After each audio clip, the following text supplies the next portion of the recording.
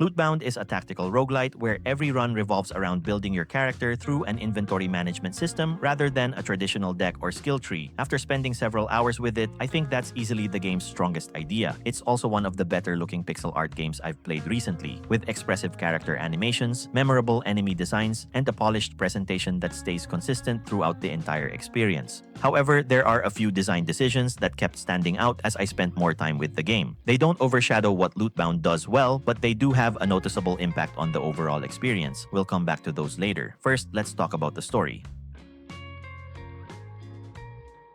Lootbound takes place in a world slowly being consumed by a mysterious force known as the Darkness. To stop its spread, entire regions were sealed away inside magical artifacts by heroes who sacrificed themselves in the process, leaving behind only fragments of their memories. You play as one of these fallen heroes, setting out from the Citadel to venture back into those corrupted lands. As you complete expeditions, you'll gradually recover your memories and learn more about both your character and the world around you. It's a simple premise that gives each run a little more purpose beyond permanent progression. The story mostly serves as a backdrop because the real focus is the gameplay. Each run sends you across a branching map where you'll fight enemies, visit events, recruit companions, and prepare for the final boss. What makes Lootbound stand out is that nearly every decision feeds back into your inventory. Rather than simply equipping stronger gear, you're constantly figuring out how to fit new items into your backpack while making the most of the bonuses they provide. It's a surprisingly simple idea, but one that kept me engaged throughout my playthrough. Every item has its own shape, occupies a different amount of space, and often provides bonuses depending on what it's placed next to. That means a stronger item isn't always an upgrade if it weakens the rest of your build.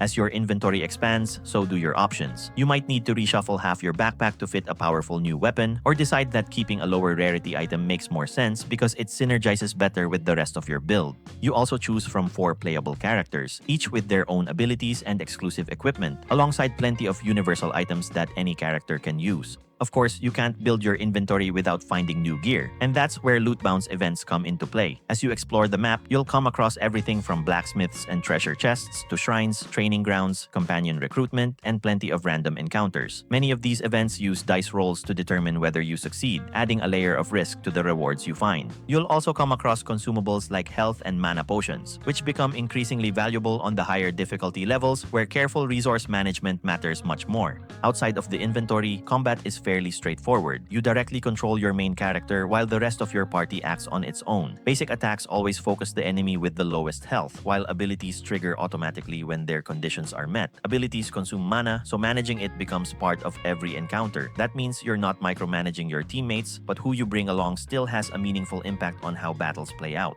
Each run is divided across 3 increasingly difficult biomes. At the end of the first 2, you will choose one of several modifiers that will strengthen the final boss waiting at the end of the 3rd biome. It adds a bit of strategy to each run since you're deciding which challenge you'd rather deal with later instead of simply accepting a random handicap. Whether you succeed or fall along the way, you'll eventually return to the Citadel where the game's permanent progression takes place. Each run rewards you with memory shards, which act as the game's primary currency. You can spend them to permanently strengthen your characters, unlock additional equipment to expand the loot pool for future runs, unlock new consumables, and earn new special dice, each with their own unique faces that can help turn an important dice roll in your favor. For quite a while, all of these systems work together really well. The deeper I got into Lootbound, though, the more I noticed that my builds gradually became less flexible. The biggest reason for that is the combat itself. Since your health carries over between encounters and enemies continue buffing themselves the longer fights last, ending battles as quickly as possible usually becomes the safest strategy. As a result, I found myself relying on the same high damage abilities for most encounters, while utility skills were largely reserved for elite fights and bosses. It's reinforced by how abilities are acquired. You only gain a handful of additional abilities during a run, and the choices are random. By that point, my inventory had often already pushed me toward a particular build, so abilities that didn't fit rarely felt worth using.